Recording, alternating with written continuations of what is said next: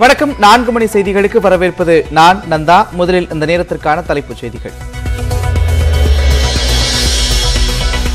அதிமுக தலைமை அலுவலக சாவியை எடப்பாடி பழனிசாமியிடம் வருவாய்த்துறை ஒப்படைக்க வேண்டும். இபிஎஸ் ஓபிஎஸ் தொடர்ந்த வழக்கில் சென்னை உயர்நீதிமன்றம் உத்தரவு. அதிமுக தலைமை அலுவலகத்தில் தொண்டர்கள் மற்றும் நிர்வாகிகளை 1 மாத காலத்துக்கு அனுமதிக்க கூடாது. சென்னை உயர்நீதிமன்றம் உத்தரவு. அதிமுக தலைமை அலுவலக வழக்கின் உத்தரவை எதிர்த்து உச்சநீதிமன்றத்தில் மேல்முறையீடு. ஓ பன்னீர்செல்வம் தரப்பு முடிவு.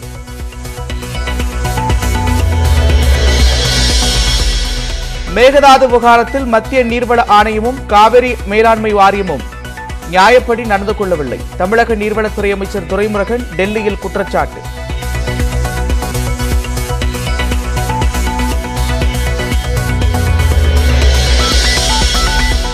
காவிரி மேலாண்மை ஆணைய கூட்டத்தில் மேகதாது பற்றி விவாதிக்கலாம், முடிவு எடுக்கக்கூடாது என உச்சநீதிமன்றம் கட்டுப்பாடு. நாடாளுமன்றத்தில் 3வது நாளாக எதிர்க்கட்சிகள் அமளி. மாலை வரை மக்களவையும் நாளை வரை மாநிலங்களவையும் ஒத்திவைப்பு. கொள்ளிடம் ஆற்றில் நீர் திறப்பு அதிகரிப்பால் சீர்காழி அருகே குடியிருப்புகளில் வெள்ளம். 300 ஏக்கர் விவசாய நிலங்கள் நீர் புகுந்ததால் விவசாயிகள் வேதனை.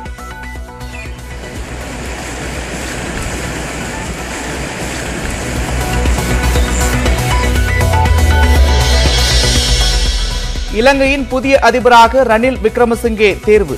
நாடாளுமன்றத்தில் 219 வாக்குகளில் 134 வாக்கு பெற்றார். இலங்கை அதிபராக ரணில் தேர்வு செய்யப்பட்டதற்கு மக்கள் எதிர்ப்பு.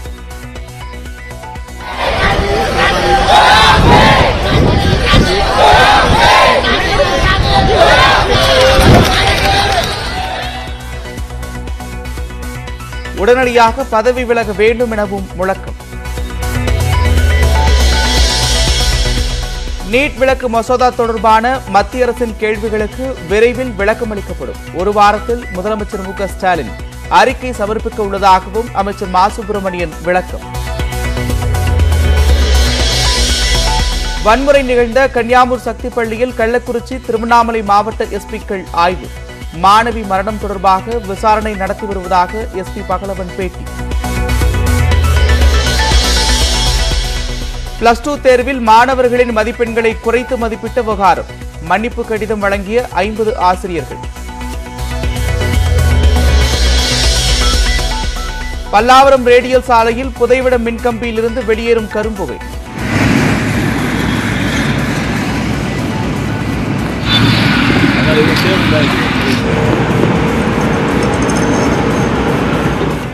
வாகன ஓட்டிகள் அவதி, போக்குவரத்து பாதிப்பு. தமிழகத்தைச் சேர்ந்த தடகள வீராங்கனை தனலட்சுமி ஊக்கமருந்து சோதனையில் தோல்வி. காமன்வெல்த் போட்டியில் பங்கேற்கும் வாய்ப்பை இழந்தார். நாமக்கல், சிவகங்கை உள்ளிட்ட 13 மாவட்டங்களில் கனமழைக்கு வாய்ப்பு. சென்னையில் மிதமான மழை பெய்யும் எனவும் கணிப்பு. பத்திரிகையாளர் முகமது சுபைருக்கு ஜாமீன். உச்சநீதிமன்றம் உத்தரவு.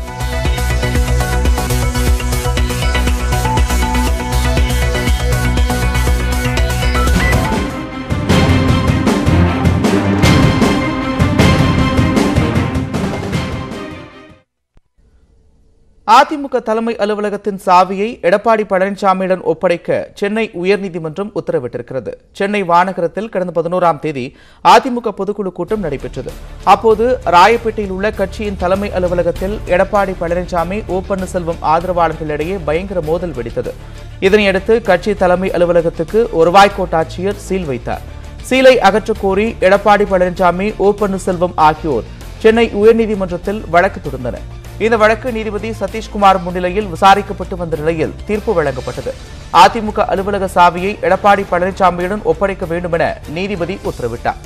1 மாதத்திற்கு அதிமுக அலுவலகத்திற்குள் நிர்வாகிகள் மற்றும் தொண்டர்களை அனுமதிக்க கூடாது என்றும் அதிமுக அலுவலகத்திற்கு காவல்துறை பாதுகாப்பு வழங்கவும் உத்தரவிட்டார்.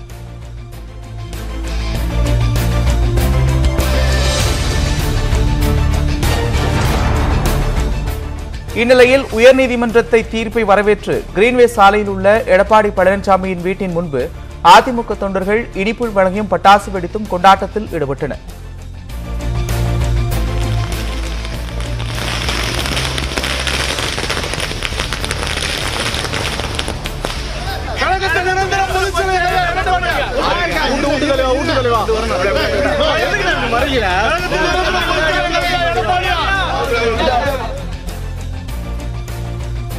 அதிமுக அலுவலகத்திற்கு சீல் வைக்கப்பட்டதற்கு எதிரான வழக்கில் உயர்நீதிமன்றம் சிறப்பான தீர்ப்பை வழங்கியுள்ளதாக எடப்பாடி பழனிசாமி தரப்பு வழக்கறிஞர் இன்பதுரை தெரிவித்துள்ளார்.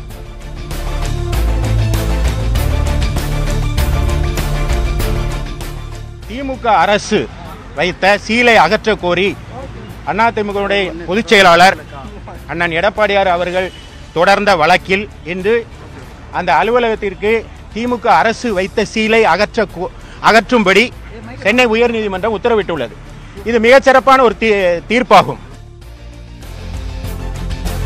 இந்த வழக்கில் நடவடிக்கை மேற்கொள்ள வருவாய் கோட்டாட்சியருக்கும் சிவில் நீதிமன்றத்திற்கும் மட்டுமே உள்ளது என ஓ பன்னீர்செல்வம் தரப்பு வழக்கறிஞர் திருமாறன் தெரிவித்திருக்கிறார். நிச்சயம் மேல்முறையீடு செய்யப்படும் என்றும் அவர் கூறினார். உகந்த வழக்கு இதுபோன்று பகுதியாக அனுமதித்து பகுதியாக சாவியை ஒப்படைப்பது என்பது இந்திய குற்றவியல் நடைமுறை சட்டத்தில் கூறப்பட்டுள்ள பிரிவுகளுக்கு எதிராக உள்ளது. நீதிமன்றம் வருவாய் கோட்டாட்சியர் அல்லது சிவில் நீதிமன்றத்தின் அதிகாரங்களை தன் கையில் எடுத்து இந்த உத்தரவை பிறப்பித்துள்ளது. இது குறித்து முடிவெடுக்க வேண்டிய அதிகாரம் வருவாய் கோட்டாட்சியர் அல்லது சிவில் நீதிமன்றங்களுக்கு தான் உள்ளது. இந்த நீதிமன்றத்தின் முன்பு அவ்வாறு ஒரு கேள்வி வைக்கப்படவே இல்லை. அது குறித்து வாதங்களும் இல்லை, ஆவணங்களும் வைக்கப்படவில்லை என்பதுதான் என்னுடைய கருத்து. மேகதாது விவகாரத்தில் மத்திய நீர்வள ஆணையமும் காவிரி நீர் மேலாண்மை வாரியமும் நியாயப்படி நடந்து கொள்ளவில்லை என தமிழக நீர்வளத்துறை அமைச்சர் துரைமுருகன் குற்றம் சாட்டியிருக்கிறார். டெல்லியில் செய்தியாளர்களிடம் பேசிய அவர் இவ்வாறு கூறினார். அந்த மேகதாது அந்த சென்ட்ரல் வாட்டர் கமிஷனோ அல்லது வந்த கமிஷன் கூடினால் கூட இதை அவர்கள் விவாதத்துக்கு எடுத்துக்கொள்ள முடியாது. அந்த சென்ட்ரல் வாட்டர் கமிஷனோ அல்லது காவேரி மேனேஜ்மெண்ட் போர்டோ நியாயப்படி நடக்கலை. இப்போ ஒரு மத்திய சர்க்காருடைய ஏஜென்ட் மாதிரி நடத்துகிறாங்க. அதனால தான் நாங்கள் உச்சநீதிமன்றத்துக்கு போக வேண்டிய அவசியம் ஏற்பட்டது. நாடாளுமன்றத்தில் 3வது நாளாக எதிர்க்கட்சிகள் அமளியில் ஈடுபட்டதால் மாநிலங்களவை நாள் முழுவதும் ஒத்திவைக்கப்பட்டது. மக்களவை இன்று காலை 11 மணிக்கு கூடியதும் விலைவாசி உயர்வு, ஜிஎஸ்டி அதிகரிப்பு, டாலருக்கு நிகரான ரூபாயின் மதிப்பு வீழ்ச்சி உள்ளிட்ட பிரச்சினைகள் குறித்து எதிர்க்கட்சி உறுப்பினர்கள் அமளியில் ஈடுபட்டனர். இதனால் அவையில் கூச்சல் குழப்பம் ஏற்பட்டது. அமளியை கைவிட்டு உறுப்பினர்கள் விவாதத்தில் பங்கேற்க வேண்டும் என்றும் அவை பிரச்சனையின்றி நடைபெற வேண்டும் என்றே மக்கள் விரும்புகின்றனர் எனவும் சபாநாயகர் ஓம் பிர்லா கூறினார். எனினும் எதிர்க்கட்சி உறுப்பினர்கள் தொடர்ந்து அமளியில் ஈடுபட்டதால் அவை பிற்பகல் வரை ஒத்திவைக்கப்படுவதாக அறிவித்தார். மீண்டும் அவை கூடியதும் எதிர்க்கட்சியினர் அமளியில் ஈடுபட்டதால் மாலை 4 மணி வரை ஒத்திவைக்கப்பட்டு தற்போது மீண்டும் கூடியிருக்கிறது. இதேபோல மாநிலங்களவையிலும் எதிர்க்கட்சி உறுப்பினர்கள் அமளியில் ஈடுபட்டதால் நாளை வரை ஒத்திவைக்கப்பட்டுள்ளது. இந்நிலையில் மாநிலங்களவை நியமன எம்பியாக நியமிக்கப்பட்ட முன்னாள் தடகள வீராங்கனை PT உஷா பதவியேற்பு பெற்றுக் கொண்டார். ईश्वर की शपथ लेती हूं कि मैं विधि द्वारा स्थापित भारत का संविधान के प्रति सच्ची श्रद्धा और निष्ठा रखूंगी। मैं भारत की प्रभुता और अखंडता अक्षुण्ण रखूंगी तथा जिस पद को मैं ग्रहण करने वाली हूं उसके कर्तव्यों का श्रद्धापूर्वक निर्वहन करूंगी. கோவையில் கல்லூரி மாணவர்களை குறிவைத்து கஞ்சா சாக்லேட் விற்ற வட மாநிலத்தை சேர்ந்த நபர் கைது செய்யப்பட்டிருக்கிறார். அவரிடமிருந்து 40 கிலோ கஞ்சா சாக்லேட்டை போலீசார் பறிமுதல் செய்தனர். கோவை மாவட்டம் ஆர்எஸ்புரம் பகுதியில் வட மாநிலத்தை சேர்ந்த சில நபர்கள் கஞ்சா சாக்லேட் விற்பனை செய்வதாக கிடைத்த தகவலை தொடர்ந்து தனிப்படை அமைக்கப்பட்டு விசாரணை நடத்தப்பட்டது.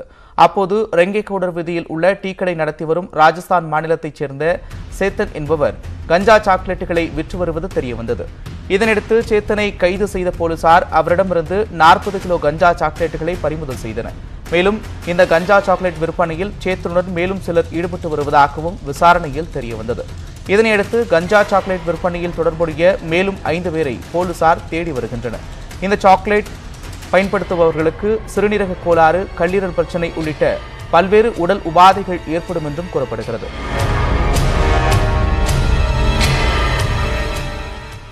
ஊக்க மருந்து சோதனையில் தோல்வி அடைந்ததால் காமன்வெல்த் போட்டியின் இந்திய அணியிலிருந்து தமிழக வீராங்கனை தனலட்சுமி, கர்நாடகாவைச் சேர்ந்த ஐஸ்வர்யா பாபு ஆகியோர் நீக்கப்பட்டுள்ளனர். 2022ஆம் ஆண்டுக்கான காமன்வெல்த் விளையாட்டுப் போட்டிகள் இங்கிலாந்தில் பர்கிங்ஹாம் நகரில் வரும் 28ஆம் தேதி முதல் ஆகஸ்ட் 8ஆம் தேதி வரை நடைபெறுகிறது. இப்போட்டியில் பங்கேற்க இந்திய தரப்பில் 36 வீரர்கள் அறிவிக்கப்பட்டிருந்தனர். போட்டியில் பங்கேற்கும் வீரர்களுக்கு AIU சார்பில் ஊக்கமருந்து சோதனை நடத்தப்பட்டது. இதில் தமிழக வீராங்கனை தனலட்சுமி தடை விதிக்கப்பட்ட ஊக்க மருந்துகளை உட்கொண்டது தெரியவந்தது. இதனையடுத்து போட்டியிலிருந்து அவர் நீக்கப்பட்டிருக்கிறார். காமன்வெல்த் போட்டியில் 100 மீட்டர் ஓட்டப்பந்தயத்தில் தனலட்சுமி பங்கேற்க இருந்த நிலையில் ஊக்கமருந்து சோதனையில் தோல்வி அடைந்திருக்கிறார். இதேபோல கர்நாடகாவைச் சேர்ந்த ட்ரிபிள் ஜம்பர் ஐஸ்வர்யா பாபுவும் ஊக்கமருந்து சோதனையில் தோல்வி அடைந்ததால் காமன்வெல்த் போட்டியிலிருந்து நீக்கப்பட்டுள்ளார். ஊக்கமருந்து சோதனையில் சிக்கியவர்கள் அதிலிருந்து வெளியே வருவது என்பது மிகுந்த சிரமமான காரியம் என முன்னாள் ஹாக்கி வீரர் பாஸ்கரன் தெரிவித்திருக்கிறார். நான் பண்ணல, எடுக்கல, நான் ப்ரூவ் பண்றேன், ஒரு கோர்ட்டுக்கு போகலாம் அப்படின்னா தெளிவா சொல்லுவாங்க. பட் டோப் பண்றது டெஸ்ட் பண்ண பாசிட்டிவ் ஆயிடுச்சுன்னா அதுல இருந்து வெளியே வர்றதே கஷ்டம். அதுக்கு தான் நம்ம என்ன பண்ணணும், நிறைய கிளாஸஸ் இதை மாதிரி பண்ணது கண்டிப்பா யார் யார் இதுல பண்ணாங்களோ கண்டிப்பா எல்லாரும் பனிஷ் பண்ணி தான் ஆகணும். there is no shortcut, there is no court. இது மாதிரி பண்ணாங்க இல்ல கண்டுபிடிச்சிட்டாங்கன்னா யார் யார் பண்ணாங்க நிறைய. it's not only alone Dhanalakshmi, it will be a team of people who are given the enhancing drug கொடுத்திருக்கலாம். நான் இல்லைன்னு சொல்ல முடியாது, அவங்க எடுத்திருக்கலன்னு சொல்ல முடியாது. செய்திகளில் இனி வருவது, கடையில் திருடிய திருடனை பற்றி நூதன பேனர் வைத்த உரிமையாளர். விவரம் அறியலாம் இடைவேளைக்கு பிறகு. இலங்கையில் நடைபெற்ற அதிபர் தேர்தலில் ரணில் விக்ரமசிங்கே வெற்றி பெற்றார்.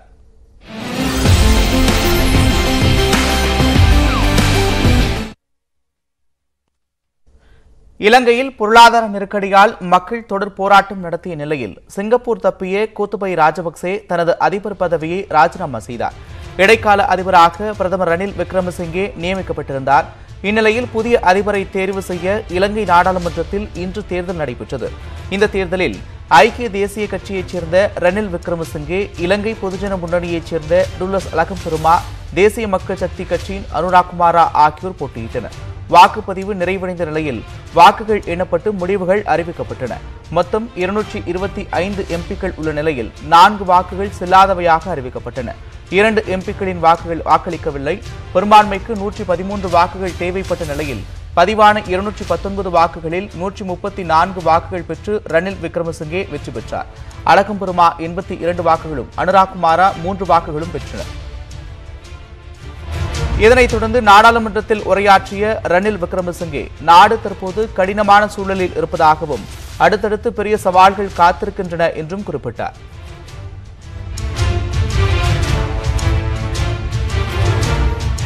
இந்நிலையில் ரணில் விக்ரமசிங்கே வெற்றி பெற்றதை கண்டித்து அதிபர் மாளிகை முன்பு மக்கள் போராட்டத்தில் ஈடுபட்டனர். அரசுக்கு எதிராக முழக்கங்களை எழுப்பினர்.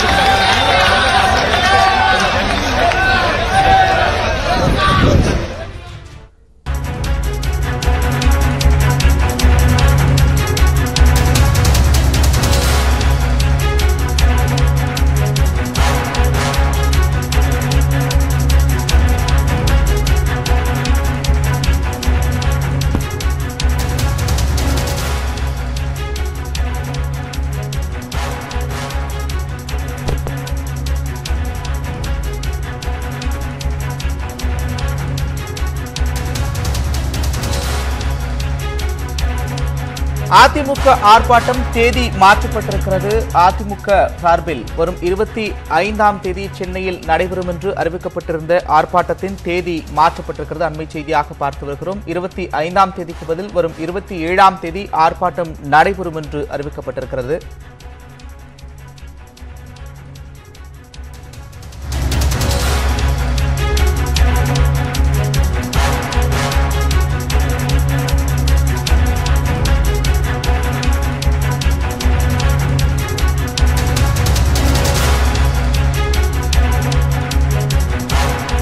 அதிமுக அறிவித்திருந்த கண்டன ஆர்ப்பாட்டத்தின் தேதி மாற்றப்பட்டிருக்கிறது. வரும் 25ஆம் தேதி சென்னையில் ஆர்ப்பாட்டம் நடைபெறும் என இபிஎஸ் அறிவித்திருந்த நிலையில் ஜூலை 27ஆம் தேதிக்கு ஆர்ப்பாட்டம் மாற்றி வைக்கப்பட்டிருக்கிறது. மற்ற மாவட்டங்களில் ஏற்கனவே அறிவித்தது போல 25ஆம் தேதி ஆர்ப்பாட்டம் நடைபெறும் என்றும் அறிவிக்கப்பட்டிருக்கிறது.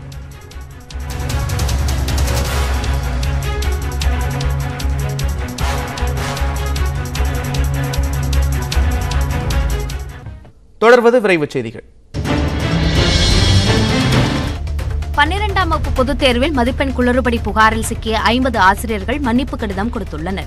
12ஆம் வகுப்பு விடைத்தாள் நகலை வாங்கி பார்த்த மாணவர்கள் சிலருக்கு மதிப்பெண் குறைந்திருப்பது தெரியவந்தது. இது தொடர்பாக விசாரித்த அரசு தேர்வுகள் இயக்ககம் மதிப்பெண்ணை கூட்டுவதில் தவறிழைத்த 50 ஆசிரியர்களுக்கு நோட்டீஸ் அனுப்பியது. நோட்டீஸுக்கு விளக்கம் அளிக்க வந்த ஆசிரியர்கள் இனி இதுபோன்று தவறு நடைபெறாது என மன்னிப்பு கடிதம் எழுதி கொடுத்துள்ளனர். இந்த ஆசிரியர்கள் இனிவரும் காலங்களில் விடைத்தாள் திருத்தும் பணிகளில் ஈடுபடுத்தப்பட மாட்டார்கள் என்றும் இந்த ஆசிரியர்கள் மீது துறை ரீதியான நடவடிக்கை எடுப்பது குறித்து அரசு தேர்வுகள் இயக்ககம் பள்ளிக்கல்வித்துறைக்கு பரிந்துரைக்க உள்ளது. அதன் அடிப்படையில் அவர்கள் மீது நடவடிக்கை எடுக்கப்படும். காரைக்கால் அரசு பள்ளியில் 6 மாதத்திற்கு முன்பு புதுப்பிக்கப்பட்ட வகுப்பறை கட்டிடத்தின் மேற்கூரை பெயர்ந்து விழுந்து ஏற்பட்ட விபத்தில் மாணவர்கள் இல்லாததால் பெரும் அசம்பாவித சம்பவம் தவிர்க்கப்பட்டது. காரைக்கால் மாவட்டம் திருநள்ளாறு பகுதியில் அமைந்துள்ள தேனூர் அரசு மேல்நிலைப் பள்ளியில் 700க்கும் மேற்பட்ட மாணவர்கள் படித்து வருகின்றனர். 6 மாதத்திற்கு முன்பு புதுப்பிக்கப்பட்ட கட்டிடத்தில் டைப்ரைட்டிங் வகுப்பறையும் மற்றும் அதனை அடுத்துள்ள வகுப்பறையிலும் மேற்கூரை பெயர்ந்து விழுந்துள்ளது. இது தொடர்பான வீடியோவை சமூக வலைதளத்தில் சமூக ஆர்வலர்கள் வெளியிட்டனர். இதனையடுத்து மாவட்ட ஆட்சியர் முகமது மன்சூர் பள்ளி கட்டிடத்தை ஆய்வு செய்தார். மேலும் மாவட்ட நிர்வாகம் தலையிட்டு மாணவரின் பாதுகாப்பை உறுதிப்படுத்த வேண்டும் என்று பெற்றோர்களும் சமூக ஆர்வலர்களும் கோரிக்கை விடுத்துள்ளனர். கடலூர் மாவட்டத்தில் உள்ள வீராணம் ஏரி முழு கொள்ளளவை எட்டுவதால் விவசாயிகள் மகிழ்ச்சியடைந்துள்ளனர். மேட்டூர் அணையிலிருந்து திறக்கப்பட்ட காவிரி நீர் கல்லணை கீழணையை கடந்து காட்டுமன்னார் கோவில் அருகே உள்ள வீராணம் ஏரிக்கு வருகிறது. தற்போதைய நிலவரப்படி வினாடிக்கு 200 கன அடி வீதம் தண்ணீர் வந்து கொண்டிருக்கும் நிலையில் ஏரியின் நீர்மட்டம் முழு கொள்ளளவான 47.5 அடியில் 43 அடியை எட்டியுள்ளது. இதையடுத்து சென்னையின் குடிநீர் தேவைக்காக 62 கன அடி நீர் அனுப்பப்படுகிறது. கேரளாவில் அரை நிர்வாணமாக கடைக்குள் புகுந்த திருடனின் படத்தை பேனர் வைத்த கடை உரிமையாளரின் வினோத செயல் சமூக வலைதளங்களில் வைரலாகி வருகிறது. கேரள மாநிலம் திருவனந்தபுரம் கவடியார் பகுதியில் பழங்கால பொருட்களை விற்பனை செய்யும் கடை செயல்பட்டு வருகிறது. இந்த கடையின் ஜன்னல் கம்பிகளை அறுத்து நள்ளிரவில் அரை நிர்வாணமாக திருடன் நுழைந்துள்ளார். கடைக்குள் இருந்த சிசிடிவியில் திருடனின் சேட்டைகள் உட்பட திருடனின் முகமும் பதிவானது. இதையடுத்து கடை உரிமையாளர் தனது கடையின் முன்பகுதியில் திருடனின் போட்டோவுடன் பேனர் வைத்து திருடனை அடையாளம் கண்டால் தகவல் தெரிவிக்க தொலைபேசி எண்ணையும் கொடுத்துள்ளார். இந்த நூதன செயல் தற்போது வைரலாகி வருகிறது. செங்கல்பட்டு மாவட்டம் பல்லாவரம் ஏரியிலிருந்து கரும்புகை வெளியேறியதால் பரபரப்பு ஏற்பட்டது. பல்லாவரம் 200 அடி ரேடியல் சாலையில் பாலத்திற்கு அடியில் ஏரி பகுதியின் அருகே திடீர் தீ விபத்தால் கரும்புகை வெளியேறியது. பாலத்திற்கு அடியிலிருந்து லேசான வெடிசத்தம் கேட்டதாக தெரிவித்த சில வாகன ஓட்டிகள் கரும்புகையால் அவதியடைந்தனர். தகவலறிந்து விரைந்து வந்த தீயணைப்புத் துறையினர் தீயை அணைத்தனர். திடீரென புகை வெளியேறதற்கான காரணம் தெரியாமல் அதிகாரிகள் ஆய்வு செய்து வருகின்றனர். சுமார் 30 நிமிடங்களுக்கு மேலாக கரும்புகை வெளியேறியதில் அப்பகுதியில் பரபரப்பு ஏற்படுத்தியது.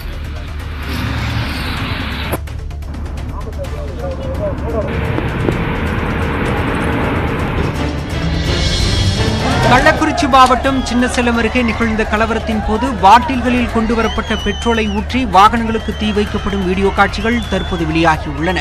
பள்ளி மாணவி மர்மமான முறையில் உயிரிழந்த சம்பவத்தை அடுத்து வெடித்த கலவரத்தின் போது தனியார் பள்ளியில் நிறுத்தி வைக்கப்பட்டிருந்த பள்ளி பேருந்துகள், 2 வீலர் மற்றும் போலீசாரின் வாகனங்கள் என 60க்கும் மேற்பட்ட வாகனங்களும் பள்ளியில் இருந்த பொருட்களுக்கும் தீ வைத்து கொளுத்தப்பட்டது.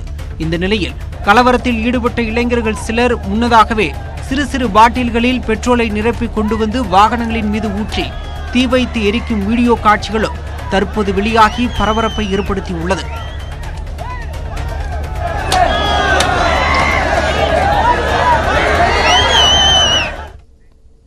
அண்மை செய்திகளை உடனுக்குடன் தெரிந்து கொள்ள இணைந்திருங்கள். இது நியூஸ் 18 தமிழ்நாடு.